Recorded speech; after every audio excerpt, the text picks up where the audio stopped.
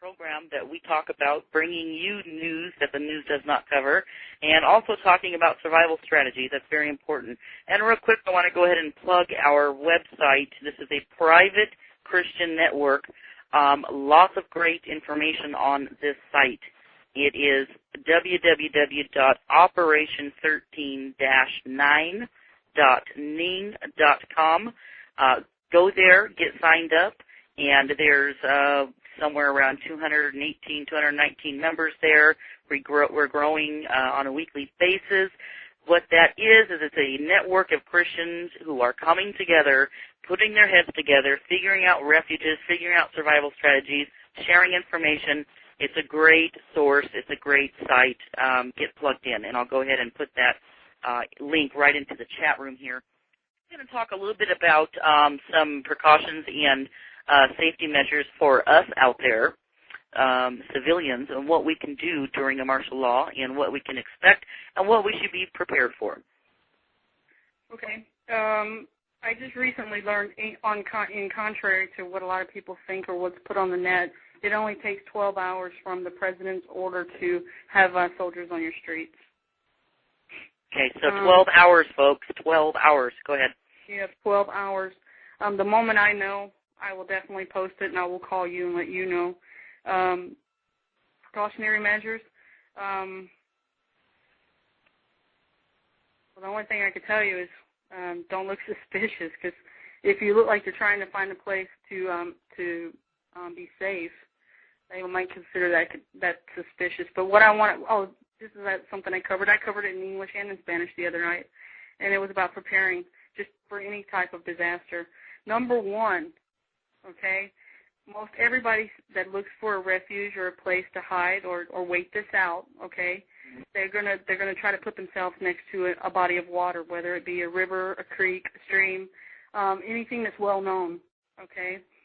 The military, along with the police department, are really well versed in knowing that civilians will search out water sources and be by water sources.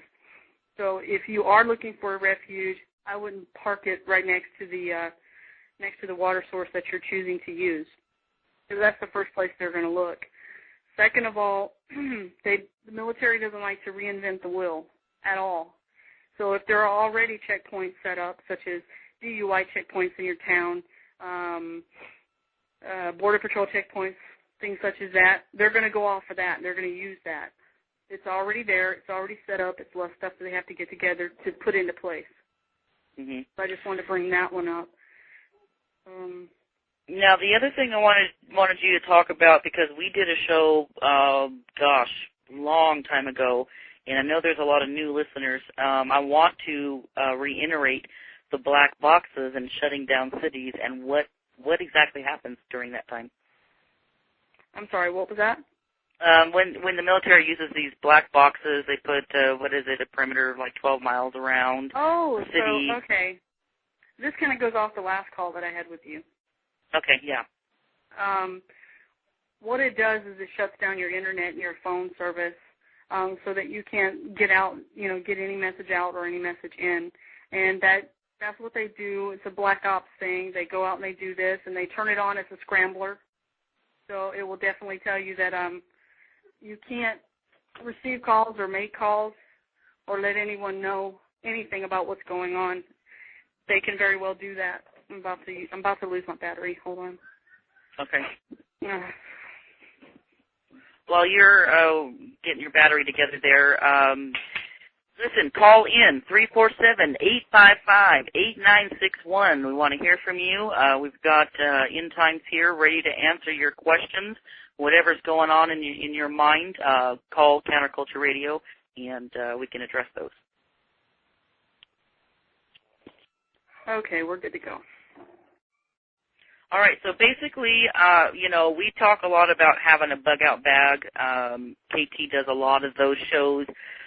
Maybe he can do a recap on that sometime soon. Basically, it's getting your bare necessities down into a backpack, down into a traveling size situation to where it's light, to where, you're not going to be packing up no fifth wheel or anything and think you're going to be driving across a whole bunch of states. That's just not going to happen. you need to be, at least if you're going to be homebound, if you're in an urban area, what is the best thing people can do in an urban area that don't have the means to get out into a wilderness-type setting? In an urban area? Mm-hmm. Well, the best thing they could do is, it's hard to stop the inevitable. You know, eventually they're going to come knocking at their door. Mm-hmm. I would probably make it defensible to where it would be really tough for them to get into you. That's what I would do. I think that I never even thought about the urban side of it because I don't live in the urban area.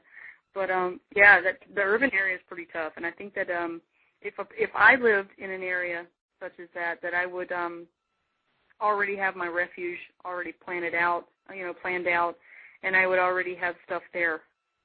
So I wouldn't have to carry so much. So it would already be set up, ready to go. I know where it's at. I'd have a plan in place to get out. But if you can get out, it's hard to say without, it just make your place defensible. Right. Some place that you can quarantine yourself, basically. Right. Now, as far as the what to expect from soldiers now, some people might, people that say don't have a whole lot of faith, maybe in God, or don't have, let's say that they're scared, and then all this stuff happens, and now should they fear military soldiers? No, but I think that if a military soldier, if they come in contact with one before all of this happens, ask them what their opinion is. Ask them what they think. Would they do this? I think that's the way I would be brazen enough to ask them, or are you willing to go through this? Mm-hmm. And I'd put them on the spot, let them know what's being planned. So that way it sort of like plants a seed, and it makes them think, and then they'll go back and they'll find out. But I'm telling you, the majority of the United States soldiers will not go for this. Right, and that's kind of what I was hoping you'd gear towards, because a lot of people may have the wrong impression about our military men. There is a good number of our military men that will not engage American citizens. The ones that I would be leery of are the ones that have the heavy accent, the ones that are foreign soldiers, because they are going to be here. Right, exactly. Mm-hmm. I imagine if they're here and they're told to do something, they're going to do it, and they're not going to think twice about your Constitution. But here's the thing is, once martial law is declared, there is no more Constitution. It gets suspended during the time of martial law. Right.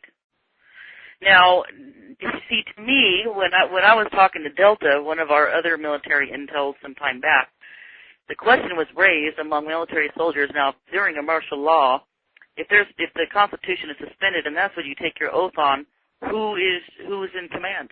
Who is it that what is your duty? My duty would stay the same. I can't speak for every soldier because they have a different mindset, but I know there are many people like myself who wear this uniform for you. I mean, it's only for you. So to take up arms against the very people we're trying to protect, it kind of goes against what we even wear the uniform for. Right, right.